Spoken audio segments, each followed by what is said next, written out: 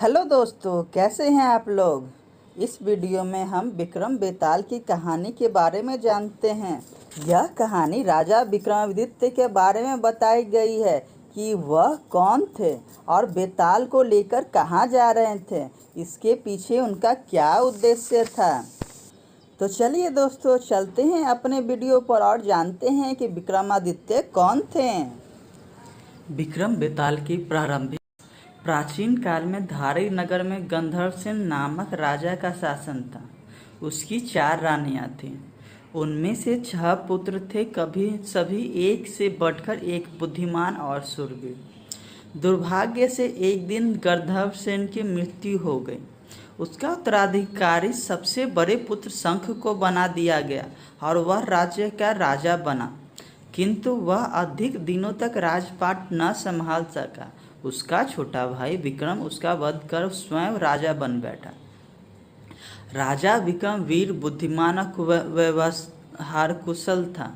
उसने कुशलता पूर्वक शासन किया और उसके शासन काल में राज्य की सीमा का प्रसार और विस्तार भी हुआ।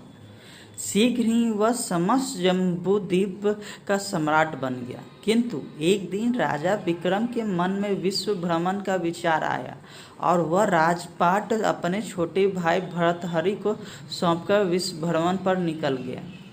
धारा नगरी के एक गांव में एक ब्राह्मण रहता था। वह सदा ईश्वर की उपासना में लीन रहता था। एक बार उसने जंगल में ईश्वर की कठोर तपस्या की, जिससे प्रसन्न होकर ईश्वर ने उसे दर्शन दिए और वरदान स्वरूप एक फल प्रदान किया। वह फल अमृत का फल था। उसे जो भी खाता वह अमर हो जाता। ब्राह्मण प्रसन्नचित्त होकर घर गया और अपनी पत्नी को वह फल देकर सारी बात बता दी। पत्नी बोली, प्राणनाथ, हम ठहरे निर्धन, अधिक जीकर क्या करेंगे। निर्धनता में ही जीवन कटेगा। इस फल पर तो राजा का अधिकार है, तुम ये उन्हें दे आओ। ब्राह्मण को अपनी पत्नी की बात उचित प्रतीत हुई और वह फल लेकर राजा भर्तहरि के राजदरबार पहुंच गया। उसने फल भर्तहरि को समर्पित कर दिया और प्रतिफल में भर्तहरि ने उसे कौशल्या से ढेरों स्वर्ण मुद्राएं प्रदान की। स्वर्ण मुद्राएं लेकर ब्राह्मण वापस अपने घर चला गया। भर्तहरि को अपनी रानियों में से एक रानी अति प्रिय थी। वह फल लेकर उसके पास पहुंचा और उसे फल देकर कहा, प्रिय, इस फल को खाकर तुम और तुम्हारा सौंदर्य अमृत प्राप्त कर लेगा। रानी ने फल ले लिया किंतु खाया नहीं। उसका प्रेम प्रसंग नगर के कोतवाल से था। उसने वह फल उसे दे दिया। कोतवाल का नगर की वेश्या के घर आना जाना था। उसने वह फल उसे दे दिया। फल प्राप्त कर वेश्या ने सोचा, यह फल खाकर मैं क्या करूँगी। राज्य का रक्षक राजा ही इसका अधिकारी है। वह फल लेकर भर्तहरि के पास पहुंची और उसे फल देकर उसके बदले ढेर सारा धन लेकर लौट गई। जब भर्तहरि ने फल को ध्यान से देखा तो उसे वह जाना पहचाना सा लगा। वह तुरंत रानी के पास गया और उससे पूछा, प्रिय, मैंने तुम्हें जो फल दिया था तुमने क्या वह खा लिया। मैं वह फल खा लिया था राजन, रानी ने उत्तर दिया। रानी का झूठ सुनकर भर्तहरि ने उसे वह फल दिखाया। अब रानी के पास सच कहने के अतिरिक्त कोई विकल्प न था। उसने सारी बात भर्तहरि को बता दी। सब कुछ जानकर भर्तहरि बहुत दुखी हुआ। उससे लगने लगा कि यह दुनिया मात्र छलावा है। उसने वह फल खाया और राजपाट त्याग कर योगी का वेश धरकर वन की ओर प्रस्थान कर गया। उसके जाने के बाद राजपाट चलाने वाला कोई न था। तब देवराज इंद्र ने अपने एक देव को धारा नगरी की निगरानी के लिए भेजा। वह देव रात दिन नगर द्वार पर खड़ा रहकर नगर की निगरानी करने लगा। इधर विश्व भ्रमण पर निकले राजा विक्रम को जब यह समाचार ज्ञात हुआ कि भर्तहरि ने राजपाट का त्याग कर दिया है तो वह नगर लौट आया, किंतु द्वार पर उसे देवराज इंद्र के भेजे देव ने रोक लिया। विक्रम ने उसे बताया कि वह नगर का राजा है, किंतु देव ने उसका विश्वास नहीं किया और परीक्षा देने को कहा। यदि तुम वास्तव में इस नगर के राजा हो तो मुझे युद्ध में पराजित करके दिखाओ। देव ने उसे चुनौती दी। चुनौती स्वीकार कर विक्रम देव से युद्ध करने लगा और कुछ ही देर में अपने पराक्रम से देव को पराजित कर दिया।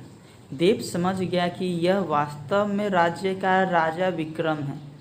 वह राज्य विक्रम को सौंपते हुए बोला, मैं जा रहा हूँ, किंतु जाने के पहले तुम्हें एक बात बताना चाहता हूँ। कुछ वर्ष पूर्व एक नगर और एक नक्षत्र में 3 व्यक्तियों ने जन्म लिया था। एक तुम थे, एक तेली और एक कुम्हार। तुम धारा नगरी के राजा बने और तेली पाताल लोक का राजा। कुम्हार निर्धनता का जीवन जीता रहा। उसके हृदय में तुम्हारे और तेली के प्रति ईर्ष्या समाई है, इसलिए उसने योग साधना द्वारा अर्जित शक्तियों द्वारा तेली का वध करके उसे शमशान में शीशम के पेड़ पर लटका दिया है। अब उसकी दृष्टि तुम पर है, तुम सावधान रहना। यह कहकर देव अंतर्ध्यान हो गए। विक्रम ने पुनः राज्य की कमान अपने हाथों में ले ली। प्रजा अपने राजा विक्रम के वापस आ जाने पर बहुत प्रसन्न थी। एक दिन राजा विक्रम के दरबार में शांतिशील नामक एक योगी आया।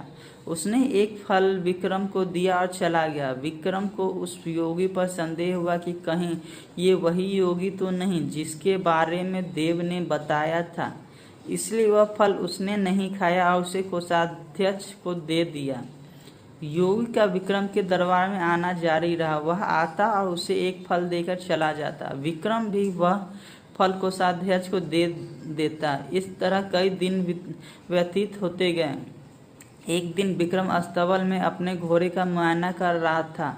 योगी विक्रम को दरबार में न पाकर अस्तबल पहुंच गया और फल विक्रम के हाथ में देने लगा।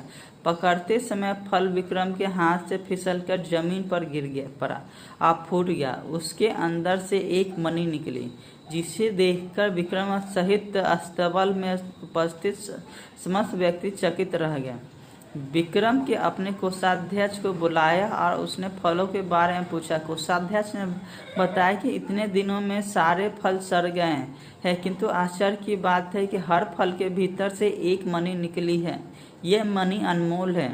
विक्रम ने योगी से पूछा, योगीराज, आपका मुझे इतने दिनों से फल के भीतर मणि रखकर क्यों देते हैं? आपका प्रयोजन क्या है?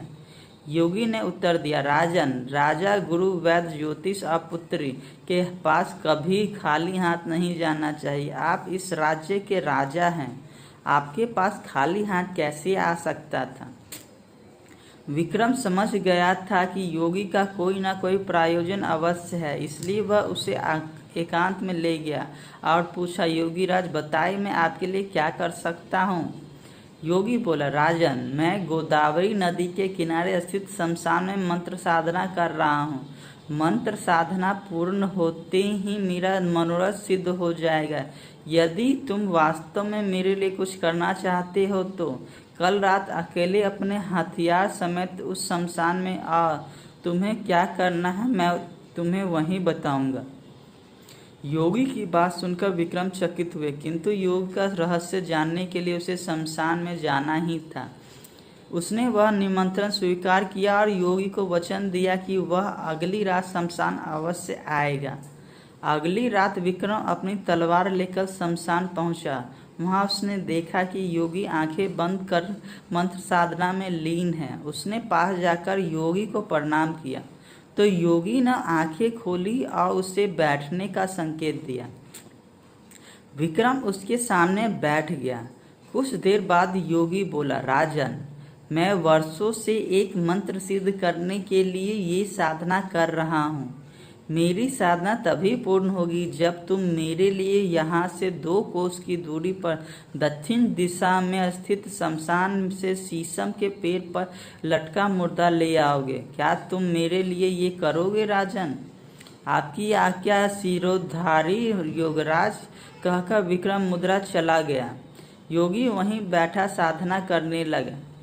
उस काली अंधियारी रात में विक्रम योगी की बताई दिशा में चला जा रहा था। रास्ते में सुनसान जंगल था, जिसमें भांति भांति के जीव शोर मचा रहे थे।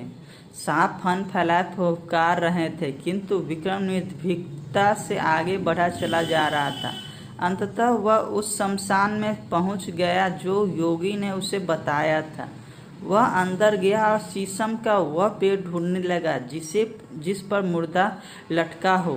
एक कोने से उसे वह पेड़ दिखाई दिया। वह पेड़ के पास पहुंचा तो देखा कि एक मुर्दा रस्सी के सहारे उस पर उल्टा लटका हुआ है। विक्रम पेड़ पर चढ़ा और तलवार से रस्सी काट दी। मुर्दा नीचे गिर पड़ा। नीचे गिरते ही वह तेज आवाज में विलाप करने लगा। वह देख विक्रम अचरज में पड़ गया। उसने मुर्दे से पूछा, बता तू कौन है? ये सुनकर मुर्दा हंसने लगा और फिर से पेड़ पर जाकर लटक गया। विक्रम ने फिर से उसे पेड़ पर चढ़ा और मुर्दे को नीचे उतारकर अपनी पीठ पर लाद लिया। फिर वह शमशान से निकल गया।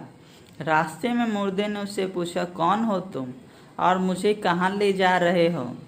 विक्रम बोला, मैं धारा नगरी का राजा विक्रम हूँ। मैं तुम्हें योगी के पास ले जा रहा हूँ। तू कौन है? मैं बेताल हूँ, मुर्दा बोला। मैं तेरे साथ चलने को तैयार हूँ, किंतु एक शर्त है। वह क्या? विक्रम ने पूछा। तुझे पूरे रास्ते मौन रहना है, कुछ बोलना नहीं है। तू बोला तो मैं वापस उसी पेड़ पर जाकर लटक जाऊंगा। विक्रम शर्त मान गया और आगे बढ़ने लगा।